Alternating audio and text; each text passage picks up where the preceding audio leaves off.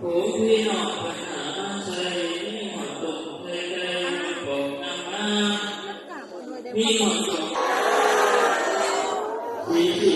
ที่พาพ่อโกรธเวลาเห็นอาทิตย์ใหญ่เท่าแรงที่พ่อแรงมาตาเย่อันนี้มาขอโทษที่ขอโทษไม่ได้รู้จักแล้วแต่วันของเขายังมีเงื่อนงำผู้สัตว์นั้นใหญ่มาบังเดียใจขอให้ได้พบเธอถูกกระทำตัวนั้นคือความถูกของขวัญ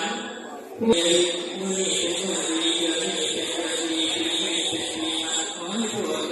มีความวางแผนขอให้พวกเรามีความแรงพลังพลังขอให้พวกเราผ่านผู้ก่อความเชื่อขอให้พวกเรามีความรักสุขสันต์ขอให้พวกเรามีความขอบคุณนั่นเกิดที่ขอให้พวกเรามีความเกาหลีพระแต่พระผู้ดูเรื่องฝากฟ้าเมื่อนี้เป็นวันสังหารภูเขาว่าวันที่เป็นวันสี่ของเพิ่นเป็นวันที่เริ่มต้นหายไปอย่างในโลกาเพิ่นจะได้มาพนาจากผู้สลามาคุณขวัญคอยที่น้อยในปากกาทั้งสองนั่นเลยอาจารย์ผู้สู้กันแน่นอนแน่ไม่ใหญ่เนี่ยยุคมาไปกับปีมันจะขึ้นมาถึงเพียงหาแก้วแล้วเรียกห้องเอาขวัญมาเยอะขวัญเอ้ยขวัญไม่ได้ขวัญออกขวัญไปขวัญกลางขวัญเอาขวัญกบยิ้วขวัญของหน่อยน้องขวัญผมตาล้วนขวัญปากได้เขียนน้อยขวัญจะไปปลูกผู้ให้เป็นหากขวัญลงไปปลูกหมากให้เป็นใบขวัญลงไปปลูกหัวชีให้เกี่ยวอ่อนขวัญจะไปปลูกมะนอนให้เป็นเครือขวัญเอ้ยขวัญไปปลูกมะเขือให้เป็นดอกขวัญจะไปดอกเป็นนักชักในกาดดงขวัญจะไปลงเขานักโกรธในวางขวัญจะไปอยู่หาหน้าใหม่ภูทะเลขวัญเอ้ยขวัญจะหาไปดีไม่มีกาเลยพลังขวัญจะไปงานไหนอยู่ให้ตัวโตงามน้อยขวัญไม่ไปยกน้ำนี่หน้าที่จะไปรอตัดสินแอลมอว่าซึ่งเจ้าให้ตามาเดินทะลุมาหอดไทยให้คนใจกว่ามาทะลุมาหอดมาให้คนใจกว่าป่ามาหอดไม่สาน้ำใส่น้ำให้ลูกลอยให้ลูกลอยเด็กแม่น้ำได้มาเอาว่าสู้พี่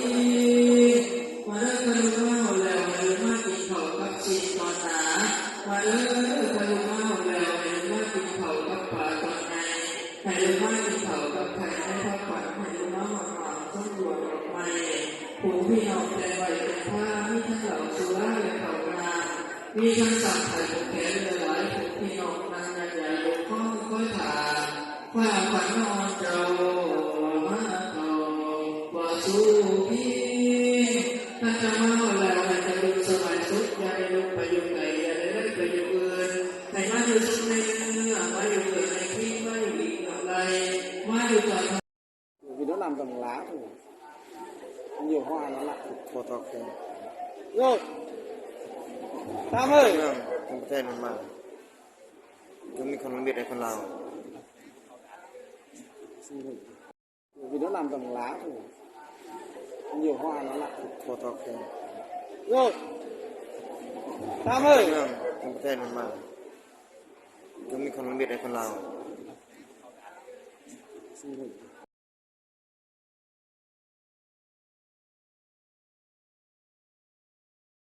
vì nó làm bằng lá thôi nhiều hoa nó lại พอตอกแข็ง rồi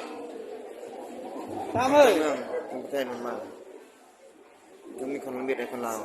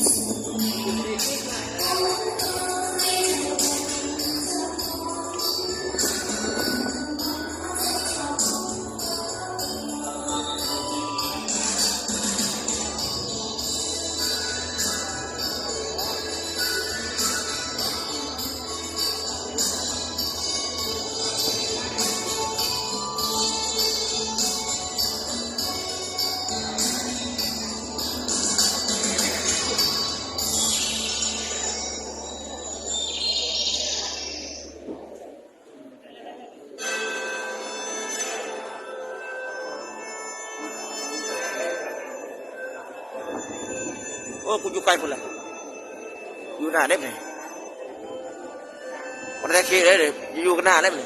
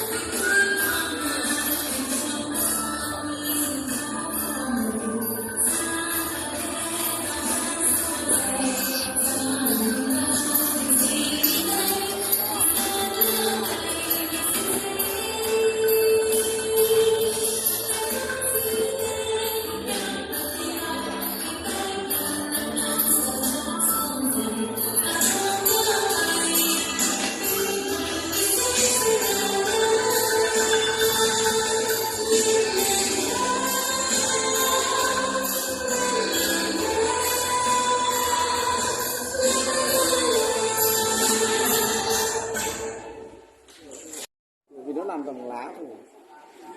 nhiều hoa nó lại Cô to kìa. rồi Tam ơi Không có tên mà chúng mình không biết đây con nào.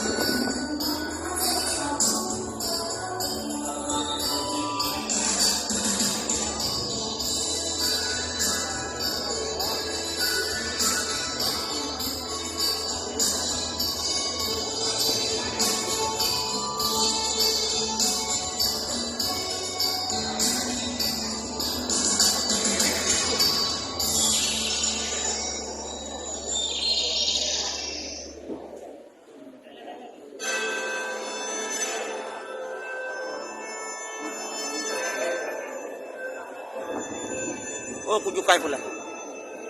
อยู่หน้าได้ไหมมันได้ขี้ได้เลยอยู่กันหน้าได้ไหม